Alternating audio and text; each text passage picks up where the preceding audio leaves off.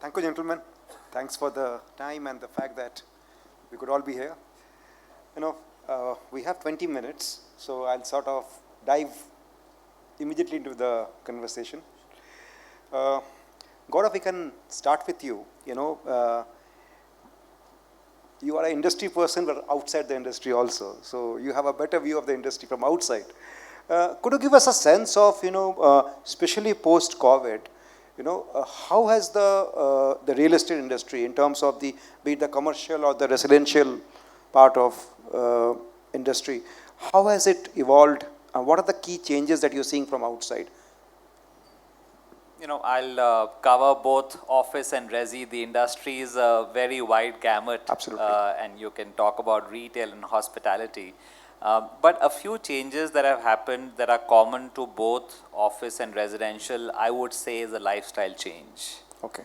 And while most people believe that that's only applicable for residential, but even office buildings, the way they're designed, internal workspaces, the way companies are planning their own workspaces for their employees has completely transformed. So one of our colleagues in Singapore said that office buildings are now seeing a hotelization of their buildings, right? Because you suddenly want more amenities within the workplaces, you want more open spaces, collaborative spaces, more F&B options. Yes. So suddenly I think, the indoors became very, very important during COVID because we were all holed up there in the indoors.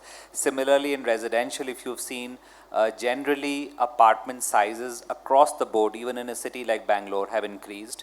Your amenities are no longer run-of-the-mill. Now you have place for pet parks, you have auditoriums, you have lots of things that were not there earlier. And generally speaking, everyone realized the value and the importance of a home. But the other thing that happened post-COVID was that luxury residential suddenly picked up. So even in a city like Bangalore, which rarely saw many villa communities or many high-end condominium apartments, all of that happened. So in a way, COVID was a terrible time for all of us, but for the industry per se, it actually led to some very good positive changes, both for residential and office. And within office as well, while there's been a lot of talk about work from home, hybrid, etc., but your net take-up for office, despite hybrid, despite work from home, has been spectacular. Okay. So India, in a way, has really picked up. If you see consumption spends for F&B, if you see retail mall trading densities, everything has been in a linear take-up for the last 5 years post-COVID. So it's been interesting times. As a follow-up, you think it's going to stay that way? I know it's speculative, but yeah, I think that in cities like Bangalore, Chennai, Pune, Hyderabad, which are very, very tech-led, which haven't seen too much speculation in home prices or home sales, there is no cause for concern at all. Okay. If you compare your price index of whether it's land, plot prices, apartment prices to Delhi and Mumbai, there's a lot of catching up to do. And there is a lot of wealth creation outside tech as well in these cities. I don't think there is any cause for concern on the residential side. And also on the office side, offshoring is absolutely here to stay. In fact, that movement has now got extended outside office to logistics, warehousing, industrial facilities. So there will be ups and downs, but I don't see any red flag in either of the two sectors right now. Interesting. Pavan, coming to you, I think you have been a beneficiary of the upside that we have seen in the last 5 years. Tell me, how challenging was it to build a luxury niche, residential brand, I would say, especially in Bangalore? Yeah, so I started this company White Lotus in 2014. So from the last 11 years, we have always been in the luxury space, and the ticket sizes of our units have always been 5 crore plus, right from 2014 onwards. So we understand this segment well. Like you rightly said, yeah, pandemic was a great push, considering in the last 10 years, we went through an economic downturn, demonetization, GST implementation, RERA implementation, then the pandemic. So considering the hits we took in the last 10 years, this was a blessing in disguise, for lack of a better word.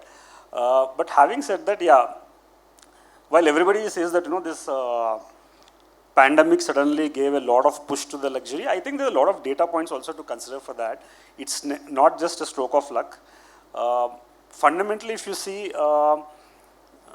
two things have happened, right, during pandemic. One is any product, when the consumption of that increases, obviously the view about the product completely changes, which is what happened during the pandemic. People started living in their homes more, right? Absolutely. As opposed to going out, yeah. So that product consumption, which is your home in this case, put a spotlight on that, right? Then people started realizing, yeah, we probably need a bigger home to start with. Second, if you see the way India handled pandemic is very commendable, right? While initially, maybe the world has written off that, we might not be able to handle the pandemic better, but the way we handled and started supplying vaccines to the whole world, I think the whole world realized that, we are there. And particularly amongst the NRI community, this was a great push where the demand from NRIs right now, which is also fueling a lot of demand, is quite high. And this is one significant factor, right, where they realize that if you're able to handle a pandemic very well, that's a great step, right? So these two things fundamentally pushed a lot. So I wouldn't really say it's just a pure stroke of luck. Of course, initially there were ups and downs and all of that. Now, after that, if you see, so we are seeing that, in terms of demand also, typically 4 BHKs, 4 bedrooms is not a product type usually developers ever plan, right? Because it's the toughest product to sell. But today there's increasingly high demand for 4 BHKs, right? Because God forbid one more pandemic, husband, wife working from home, children attending school from home, your parents living with you, your house help living with you. So 4 BHK is becoming a norm in the luxury segment. We are increasingly seeing that. North Bangalore, we are doing a villa project where by default we designed all 4 BHK villas. And increasingly we are seeing that people are asking to combine 2 villas now and making it a 5 BHK. And not like an 8 BHK, they are making it a 5 BHK. And the clarity of thought is very clear, right? They are stressing more on the lifestyle amenities, right, inside the house itself, where even if it's a gym or a home theater, let's say, or a wellness yoga place, let's say. And interestingly, understandably, they're asking for multiple staff quarters. It's not just one staff quarter, right? Because during pandemic, earlier the whole thing was we don't want the staff to be with us. We want them to work and go. We want our privacy, right? Versus today, we want our staff to be with us, right? Because we have seen that during pandemic, we need them. So today we are seeing that people are asking for multiple servant quarters actually. So that's been an increasing change. And so honestly, it's not been tough because we have been in this space. But coming to Bangalore, like even what Gaurav was saying that, while there's a lot of gap between Bangalore today and Bombay, Delhi in terms of that, what is heartwarming is Bangalore has always been a 60-70% end user driven market. So it's never been a speculative market to start with. Okay. Now this pandemic gave a full push to that. And if you see, I mean, if you look at in terms of economic data also, right? I mean, 1/3 of the unicorns in India are from Bangalore. Half of the GCCs, Global Capability Centers in India, are in Bangalore. And they're adding a lot more. They're adding almost, I think, another 500 more into Karnataka. And you look at grade A office space, we are the highest right now. Office space absorption has not gone down, it's only gone up. So considering all these factors, actually, I think Bangalore is in a really good shape. And we are seeing that, increasingly we are seeing that. And I don't see any cause for concern in terms of the way we are increasing, yeah. Interesting. Nesara, if I can come to you, in terms of, you are a second generation entrepreneur in the same business. How has, as a business, how have you changed in terms of, I'm pretty sure the way, the consumer demand, the consumer, the changes in the trends, how do you capture that? Has there been any changes in that? The way, say, when your father started the business and the way you are doing it? So, real estate now has become a little dynamic. It is changing every 3-4 years. For example, pre-COVID, everybody wanted smaller houses. The average house size was 1,500 square feet. They wanted to live close to where they work. They would have preferred to rent than to buy. But COVID changed everything, right? So it was a wake-up call. Everybody wanted bigger houses, an extra room, spacious communities. So then it changed. Post-COVID, it changed to the average size became 1,700 to 1,800 square feet. Okay. But you would say, okay, that's going to be the size. But now, in the last 2-3 years, the prices have gone up. And now the affordability is taking a hit. So now I think, the next 3-4 years, the projects which we design now for the next 3-4 years, we are thinking, we might reduce the sizes a little bit more. Okay. So we need to, predict or forecast the demand which is going to be there for the next 3 to 4 years.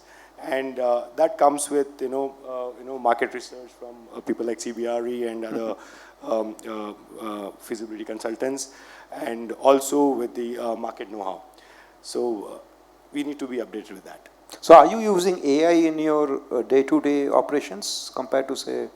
So predominantly real estate was, averse to using a lot of technology. I know, yeah. But in the last 5-6 years, I think they warmed up to it, with implementing ERPs and a lot of other technology tools. But recently, a lot of prop tech and AI companies have been doing good work in this sector, though obviously it's not like any other industry. It's, for us, the technology is just maybe 2% or 3% of the cost of the other cost. But we do explore technologies in various functions. Like we use it in sales and marketing. We use AI agent to gauge the communication of the customers, how they communicate, how they talk, the tone, the interest levels they're talking in, and it gives a score of probability of the customer buying it. So that is one area we are in lead nurturing, and we are exploring AI. And couple of other functions we are using is, one is in construction. When we finish the apartments, there are some tools, AI-based tools, which will record the houses and identify the snags, snags and quality. So it's still under development phase. They're developing it, but that is one promising function. And obviously another promising function is sustainability features. Okay. There are a lot of prop tech companies which are helping us develop smart metering, smart water metering, and observing and monitoring the water usage from each tap, and electricity consumption, and trying to conserve energy and increase the sustainability features of the project. Interesting. Gaurav, coming to you, if you have to move away from Bengaluru and tier 2, tier 3 cities, what are the key trends that you are seeing? I'm limiting myself to the last 3 to 5 years post-COVID. Are there any sort of key trends that we should be watching out for? I think the biggest change has been consumption. Okay. Somehow at a pan-India level, not just in tier 1 cities, but even in tier 2 cities, the consumption patterns are so much different than what they used to be. Are you referring to consumption as a general this thing, or a real estate consumption? No, both. Both, absolutely. And they're very, very linked, right? Because it's all linked to how much your propensity to spend, your propensity to borrow, and also your net worth. And all three have gone up, including in tier 2 cities. So whether it's a Coimbatore or a Mysore or a Jaipur or an Indore or a Lucknow, suddenly pattern of real estate has changed there. People's ability to buy more expensive homes, to spend more in the malls, to spend more in hotels is all very, very different. So tier 2 cities have finally arrived. We saw 2 waves earlier which did not work. Okay. Right? Both pre-Lehman and post-Lehman, there was this big movement of capital to tier 2 cities in anticipation of this Indian middle class growth in tier 2 cities, and it never happened. But this time it's unfolding in front of our eyes. And that is despite the fact that not a lot of corporate tech movement has happened in those cities. It's very, very limited still. So if you were to see what kind of leasing happens in a Kochi or a Coimbatore or Mysore, it's a very small proportion, right? But somehow the other sectors of that economy are doing so well that it's giving more in the hands of the consumer to spend. So finally, a lot of these cities have arrived, and it's great. I mean, why not? And that's where real India lives, right? It's not just in the top 6 cities. Absolutely. I'm just curious to understand from all three of you, it's a common question to all three of you. We have seen the advent of technology. AI is impacting our workplaces everywhere. It's also impacted offices. The tech industry is like the soul of Bangalore.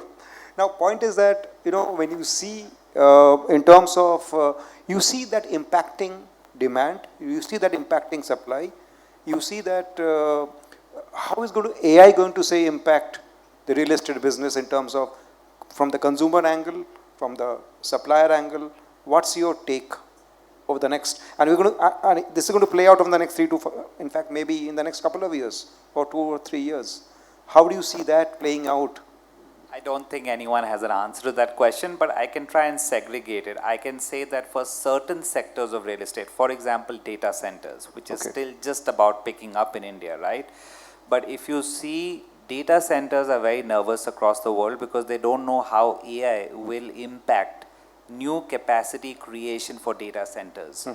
Will it be at the same pace of growth as we have seen for the last 2 or 3 years? Or will AI make data storage so much more efficient that you won't need to put up these reams of data centers that you see in the US? Because that segment had just about started picking up in India, right? Residential, I think AI will play more of a role in terms of how smart homes adapt and what kind of technology you offer in residential communities. But for pure office outsourcing, I think the question is still very much out there. No one really knows where it's going to go. But one thing I can say for sure is that if it does impact demand, India will be the last to get affected because the cost competitiveness that we have in terms of real estate costs or manpower costs is still so significant. We are still 50, 60, 70% cheaper than doing the same work anywhere in the world. So while everyone says that AI is impacting absolutely the bottom level jobs right now, who knows that it will start impacting the value added portion as well. But just from our main advantage always, good or bad, has been cost competitiveness. I don't think that's going in. It's like what is tariffs doing to manufacturing or logistics. On a relative basis, we are much better placed as compared to all our competitors, whether it's China, whether it's Brazil, whether it's Vietnam, whether it's Bangladesh. We are still more competitive despite, if you take net of tariffs, we are all right. So I don't think there's a clear question on 5 to 10 of you on what AI will do to office. At least I don't have the answer. Pavan, any take on that? So yeah, like Gaurav said, obviously it's difficult to assess or say what it's going to do, but it's interesting the way it's evolving, right? I mean, just to give an example, like we are a very design-oriented company and we really get obsessed about our home designs. Now, interestingly, and we do a lot of customization also because in that 5 crore plus segment, people expect a lot of customization and we do that. Now, interestingly, one thing which is coming out, we are building an in-house tool also now where this whole customization process is becoming very interesting. Like earlier as a home buyer, let's say you come and talk to our team and you want to customize something, right? That's a very elongated process. You talk about some changes, my team has to do changes, create 3D renders of that, show you something after 2-3 weeks maybe and all of that. Now all that is in real time. With AI tools, actually, the changes what you may ask, I can show you a 3D render right now in real time on the software. So this whole customization and this design part, we are able to cut down completely. It's like live. You come and sit for a 1 hour session, your whole customization is done because there are a lot of tools available. So we are seeing how we can make this much better. Like when it comes to 3D renders, when it comes to a lot of these kind of design customization, like today you send your AutoCAD drawings to softwares, it is giving you 3D models with a BOQ, with a cost sheet, I mean everything, which used to take weeks and weeks of process. So I think every company has to realize what their strengths, I mean what their USPs are and try to use AI to that strength. So people, some companies which are very marketing or sales oriented might look at using AI to adapt that. A design oriented company like us is trying to adapt into the design part of it. I think, so yeah, only time will tell what this whole AI is going to be. But yeah, it will be interesting to see if ever AI, we will be able to get AI into the raw material part of it, which is the land. If AI can do something about the land, will be, I think all developers will be very happy about that. I think we are way far off on that actually. Yes. Any take from your end? So AI, because we are in real estate industry, we closely watch the tech industry because that is our primary, Absolutely. being in Bangalore, that's our primary customers, right? Absolutely. So we closely watch what AI is doing to the tech industry and how the jobs are getting displaced. Yeah. But what we are seeing right now, though the jobs are getting slightly displaced, there's a lot of opportunity being created in the AI industry itself. Okay. A lot of startups and the companies becoming bigger. There's a lot of growth in that tech AI. and that is indirectly, it's going to help our industry because we still have a good influx of global capability centers which are coming into India. I think right now we are at 1,700. By 2027, the number is projected to be 2,200 GCCs coming into India. So we are still, we're not so worried about the office leasing. I think we did a record leasing of 19 million square feet this year with the gross leasing of 15 million, and they were the leaders, in leasing. So office leasing is robust, and that will, be good for residential development, and it's going to continue for the next 3-4 years. So we are pretty confident on that. So one common point is that nobody is losing sleep over AI out here, huh? That's because we don't understand it. Great. That's a great note to end and time is already up. So thank you, gentlemen. Thanks for your time. Thank you for the conversation.